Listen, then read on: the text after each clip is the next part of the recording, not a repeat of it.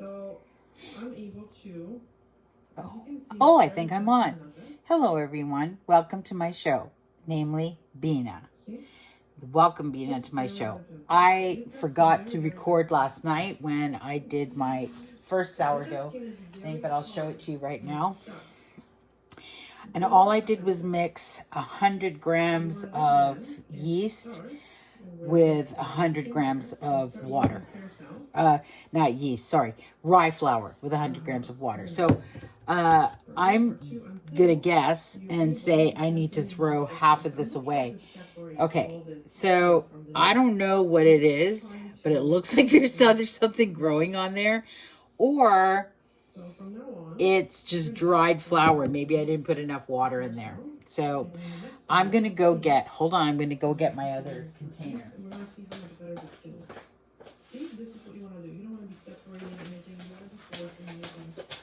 You are going to... I'm just going to take 100 grams and put it in this new container. So, Bina, there's this really cool thing on this one. And I've already lost the gray thing. But there's a scoop that you can put that clicks right in here. So I thought that was really cool with this particular one. And I got 2 of them, so we could do that, you know, not having to trade over, you know, clean out jars every night and easily transfer. Okay, so you know what I'm going to do first is I'm going to get out about 100 grams of water, because I'm going to take out 50-50. I'm going to take out half of this, which will be 100 grams, and then I will take 50 rye and 50 water and add it to it. And I can't remember what we did, but we'll see. Getting water.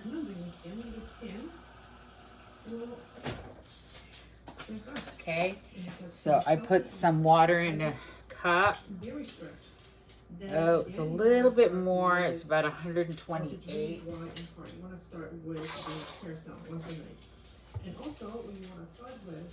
It's about 107. I'm going to pop this in the microwave for about 20 seconds.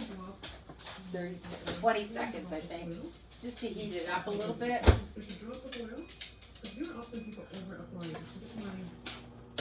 Okay. So now in the new jar, another thing I noticed is I think it's really good to put the water and the starter in first before the flour, because it seems to help. So I'm just zeroing out my scale. I'm going to put it right there. Oh, you can't see it. Hold on. Right there. Zeroing out my scale. And I'm going to add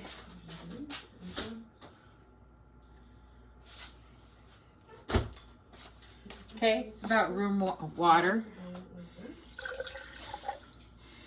Okay, and I'm going to take, I bought special spoon. I bought a spoon like the one that we had over there, except this one has like little flecks in it. Anyway, I bought this at H-E-B.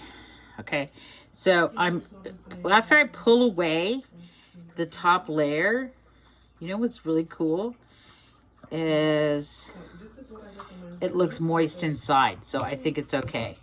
So let me get rid of that. Oh, hold on.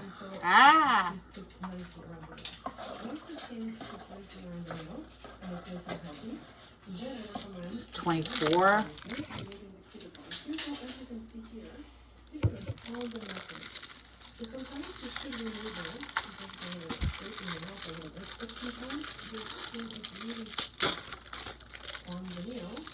Okay. So I don't recommend usually trying to scrape off that cuticle when it's dry. Again, sometimes you can do it, but usually I don't recommend. So when a little bit more. get the good part inside. And it's kind of, if you look at it, it's a little bit bubbly too, which is good. So let me put the rest of this in. We're about 148, but I think I'm going to add a little bit more of the starter. There we go. Okay, added that. Now, I know you hate this. I just washed my hands, but you're supposed to add some bacteria to this. So that's what I'm doing. Just hope I haven't just used the bathroom. That's all I can say. Okay, there we go. Okay, I'm going to mix this up.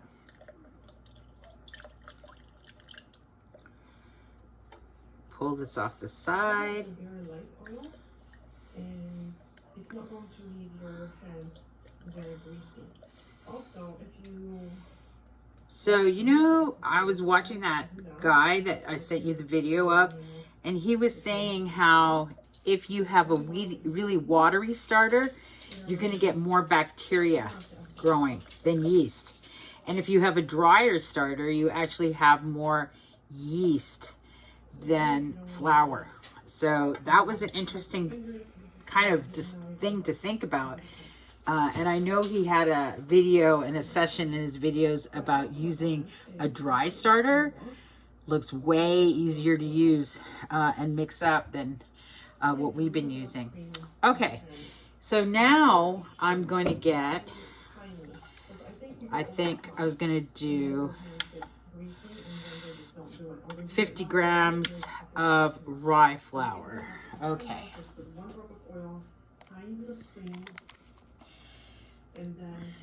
Let's see. Hold on. Let me get this out of here. I hope you can still see it, kind of.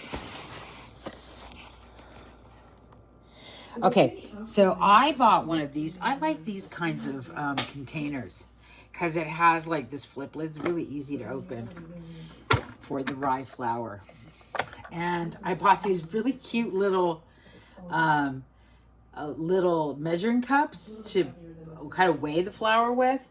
And they're only $2 each. I bought a red one, a blue one, and a green one. If you want some, let me know. And I will pick you up some. Again, for oops, HEB. I dropped a whole bunch of flour. Get some of this off.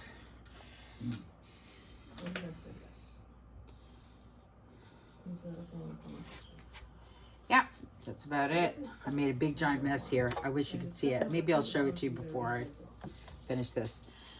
Okay. Now I'm going to mix up this and see if I have enough.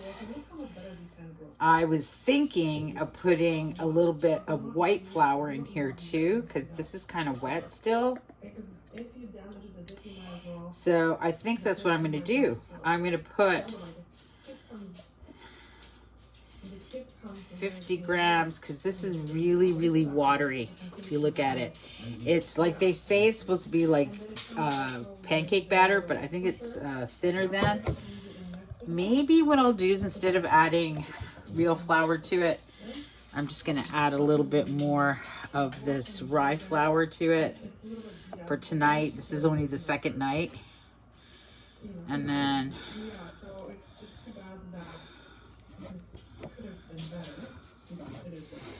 you know what I was wondering is if I should put this in my proofing oven. But I just did it at room temperature. If it doesn't do very well, I think I'm going to start doing it in a proofing oven. So my proofing oven temperature is 95 degrees. I was looking at it yesterday, turned it on just to see how it worked because I'd never used it before. All right. Yeah, I like that consistency. It's a little, maybe a little too wet still. You know what? I'm gonna leave it a little bit more flour.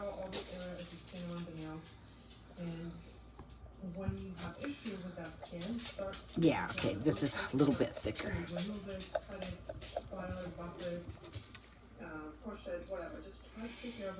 And I was watching another video where some girl takes her yeast everywhere she goes. Like whenever she goes on vacation and stuff, she takes her yeast and then leaves the starter open to the air for a while wherever she goes. And that way she picks up bacteria and yeast from all over the world. And kind of enriches it that way, I guess. All right, that's done. Let me put the lid on. Let me wash my hands real quick. And you know what? The nails are actually looking very good. And this is the key. This is one of the most important things that I find a lot of people just really don't think about. You want to do okay, and I'll put this thing on. The skin is stretched.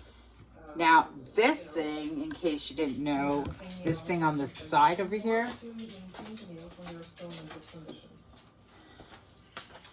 that's to hold, I'll put it way up, but that's to hold this scraper right there, like that. So it's just like that. Cool, right? Okay, so I'm going to put this at the level. Here we go. Come on. Starvina's sister, somehow, let's get this going. No activity today, but we'll see what happens tonight. I'm going to put her aside.